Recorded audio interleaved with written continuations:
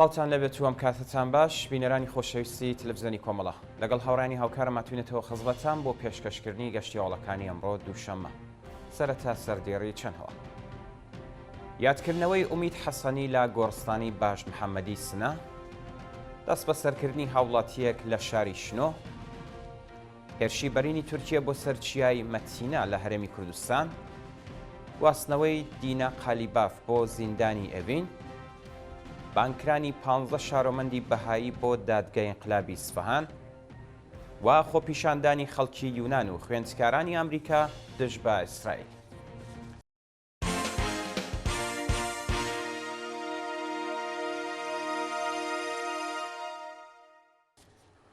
درێژەی هەواڵەکان یادکردنەوەی ئومید حەسەنی لە گۆڕستانی باش محەممەدی سنە ڕۆژی یەکشەممە دوی مانگی گوڵان بنەماڵەی هەمیشە زیندوو ئومید حەسەنی لا گیانبەختکردوانی شۆڕشی ژینە لە شاری سنە هاوڕێ لەگەڵ دادخوازانی ئەو شارە لەسەر مەزاری ناوبراودا کۆبوونەوە. بە پێی هەواڵی گەشتوو ڕۆژی ڕابردوو ساڵ ڕۆژی لەدایکبوونی ئومید حەسەنی لا گیانبەختکردوانی شۆڕشی ژینە لە شاری سنە بوو هەر بۆ بوونەوە بنەماڵەی ئەو هەمیشە زیندووە هاوڕێ لەگەڵ ژمارەیەک لە بنەماڵەی دادخوازانی ئەو شارە لەسەر مەزاری ناوبراو و گیانبەختکردوانی بزوتنەوەی ژنجی یان ئازادی کۆبوونەوە و پەیمانیان لەگەڵ ئاواتەکانیان نوێ کردەوە. دەست بە سەرکردنی هاوڵاتیەک لە شاری شنۆ ڕۆژی شەممە یەکی گوڵانی 1403 هاوڵاتیەکی خەڵکی گوندی دێشەمسی سەر بە شاری شنۆ بە ناوی فەخرەدین مودەڕسی تەمەن 38 ساڵ لەلایەن ناوەندە ئەمنیەتیەکانەوە دەست بەسەر کرا. بە پێی زانیاریەکان هێزەکانی حکوومەت سعات چواری بەیانی و بەبێ حکمی قەزایی هەڵیان کوتاوەتە سەر ماڵی فەخرەدین مودەڕسی و ناوبراویان بە تونند و تیژیەوە دەست بەسەر کردووە. شانی باسە کە هۆکاری بەندکرانی ئەو شارۆمەندە هێشتا ڕوون نەکراوە بە دوادا چوونی بنەماڵەکەی بێئاکام بووە. برینداربوونی شارۆمەندێک بە تەقینەوەی گاز لە شاری سنە ڕۆژی یەکشەممە دوی گوڵانی 1403 کارگەیەکی گاز لە شارۆچکەی ئاسەواڵەی سنە تەقیوەتەوە هاوڵاتیەک بە سەختی بریندار بووە. شارۆچکەی ئاسەواڵە یەکێک لە ناوچە پەراوێزنشینەکانی شاری سنەیە کە دانیشتوانەکەی لە ژێر هێڵی هەژاریدا دەژین. ڕۆژی ڕابردوو دزەکردنی گاز لە کارگەیەکی پڕکردنی کەپسولی پکنیکی تەقینەوەی لێکەوتەوە.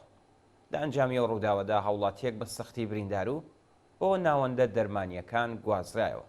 هەروەها زیانێکی زۆر بە چەند خان و دوو سوپەرمارکێت گەیشتووە. کەم ئەندامبوونی هاوڵاتیەک بەهۆی تەقینەوەی مین لە گیلانغەرب ڕۆژی یەکشەممە دوی گوڵان هاوڵاتیەکی خەڵکی گوندی گۆرسفیدی سەر بە شاری گیلانغەرب بە تەقینەوەی پاشماوەکانی شەڕی کۆماری ئیسلامی و ڕژیمی بەعسی عێراق بریندار بوو. ئەو هاوڵاتیە کە هێشتا ناسناوی ئاشکرا نەکراوە پاش برینداربوون بە مەبەستی وەرگرتنی چارەسەری پزیشکی ڕەوانەی نەخۆشخانەی گیلانغەرب کراوە. جێگەی ئاماژەیە کە کۆماری ئیسلامی کۆنوانسیۆنە نێودەوڵەتیەکانی واژۆ کردووە بەڵام لە ئاست کۆکردنەوەی پاشماوەکانی شەڕ کەم تەرخەمە و لە جیاتی کۆکردنەوەیان مینی تازە لە ناوچە سنووریەکان دەچێنێت. ناڕوونی چارەنووسی کەماڵ لوتفی باوکی دادخوازی ڕەزا لوتفی لە زیندانی قوربە. کەماڵ لوتفی باوکی نەمر ڕەزا لوتفی کە لەم دوایانە بە 5 ساڵ زیندان مەحکوم کرابوو وێڕای تووشبوونی بە نەخۆشی پێستی پسۆریازیس ماوەی 2 هەفتەیە کە چارەنووسی ناڕوونە و بنەماڵەکەی نیگەرانی دۆخی تەندروستی ناوبراون. کەماڵ لوتفی ڕۆژی سێشەممە 21 خاکەلێوەی 1403 پاش بانکران بۆ دادگای ئینقلابی قوڕوە بۆ جاری دووهەم دەست بەسەر و بۆ شوێنێکی نادیار ڕاگوێزرا. ناوبراو ساڵی ڕابردووش دەست بەسەر و بۆ زیندانی کامیاران گوازرابووە. ئەو باوکە دادخوازە لە ماوەی بەندکرانیدا لە دەستڕاگەیشتن بە پارێزەر و دەرمانی پزیشکی بێبەری کراوە. هەر بۆ بۆنەوە دۆخی تەندروستی خراپتر بووە و ئێستا بنەماڵەکەی نیگەرانی سڵامەتی ناوبراون. هێرشی بەرینی تورکیا بۆ سەر چیای مەتینا لە هەرێمی کوردستان ڕۆژی یەکشەممە دوی گوڵانی 1403 ئارتەشی تورکیا لە ئاسمان و زەمینەوە هێرشێکی گەورەی کردە سەر کوێستانی مەتینا لە باکووری هەرێمی کوردستان و لەگەڵ گریلاکانی پەکەکە بەشەڕ هاتوو. بە پێی راپۆرتەکان فڕۆکە و پەهبادەکانی تورکیا چەندین جار ناوچەیەشی لادزەیان بردومان کردووە و هێزە زەمینیەکانیان لە کوێستانەکانی مەتینە لەگەڵ گریلاکانی پەکەکە بەشەڕ هاتوو. بەوتەی سەرچاوە خۆجێیەکان سێ سەربازی تورکیا لە شەڕ و پێکدادانی ڕۆژی ڕابردوودا کوژراون. پێشتر ئەردۆغان باسی لە هێرشێکی تازە بۆ سەر ڕۆژاوا و باکووری هەرێمی کوردستانی کردبوو. ناڕەزایەتی دانیشتوانی ناوچەی سیریک لە هۆرموزگان. ڕۆژی یەکشەممە 2 گوڵانی 1403 دانیشتوانی ناوچەی سیریکی سەر بە پارێزگای هۆرموزگان لە ئاستامەزراندنی دەستگای شیرینکردنەوەی ئاوی دەریا ناڕەزایەتیان دەربڕی. ڕۆژی ڕابردوو دانیشتوانی گوندەکانی کەناردان، بەنداران و زیارەت بۆ دووهەمین جاری بەردەوام لە ئاستامەزراندنی دەستگای شیرینکردنەوەی ئاوی دەریا بۆ ئیسفەهان ناڕەزایەتیان دەربڕی. هاونیشتمانیان لەو بارەیەوە ڕایانگەیاندووە دامەزراندنی کارناسی نەکراوی ئەو پرۆژەیە بە بەهای لە دەستچوونی تەندروستی خەڵکی ئەو ناوچەیە ئەنجام دەدرێت.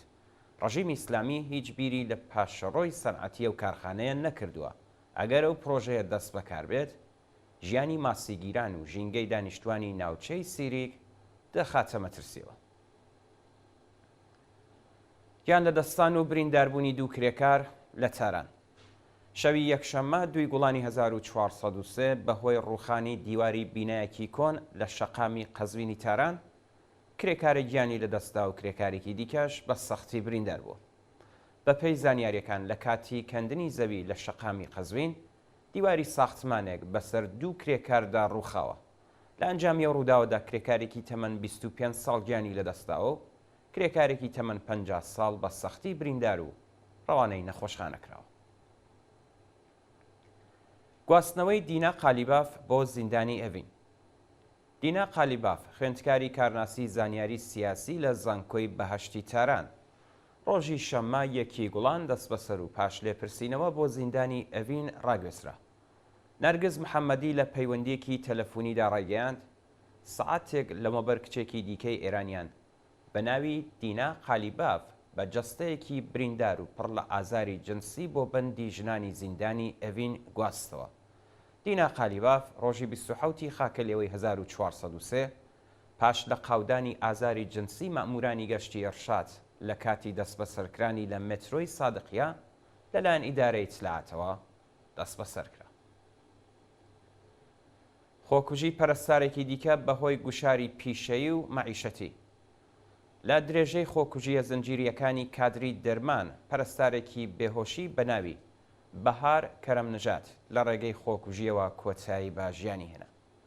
بە پێی زانیاریەکان بەهار کەرەم نژات بەهۆی گوشاری زۆری کاری و دۆخی نالەباری مەعیشەتی دەستی داوەتە خۆکوژی.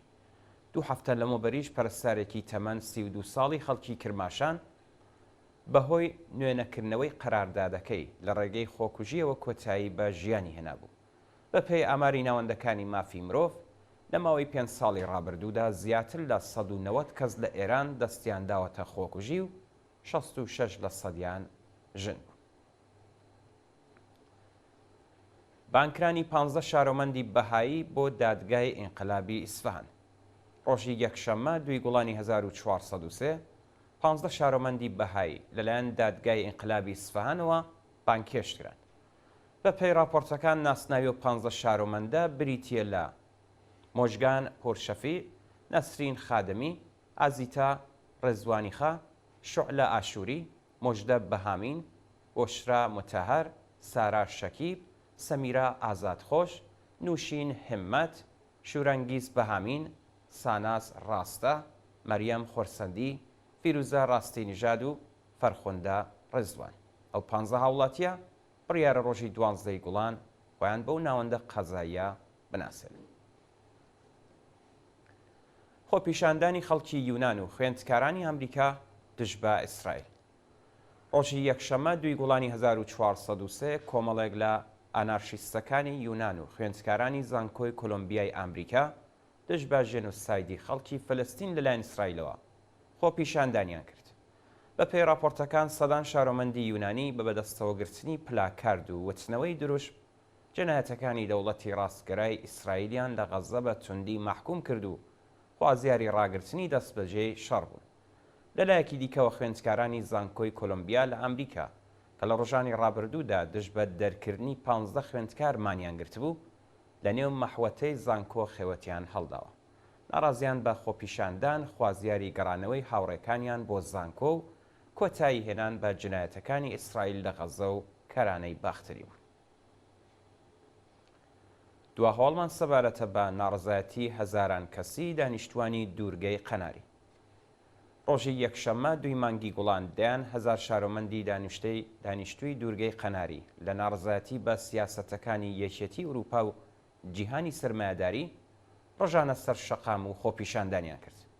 بە پێی راپۆرتی میدیاکانی ئوروپایی، شارۆمەندانی دوورگەی قەناری لە ئاست سەنعەتی توریسمی بێسنوور لەو ناوچەیە ناڕازین و دەڵێن بەهۆی سیاسەتەکانی جیهانی سەرمایه‌داری بۆ کۆکردنەوەی داهاتی زۆرتر، نرخی کرێی خان و بەڕادێکی بەرچاو چۆتە سەرەوە، ژێرخانەکان و سروشت داگیر کراون، هەژاری پەرەی سندووە و حەقدەستی کرێکاران لە کەمترین ئاستی خۆیدایە.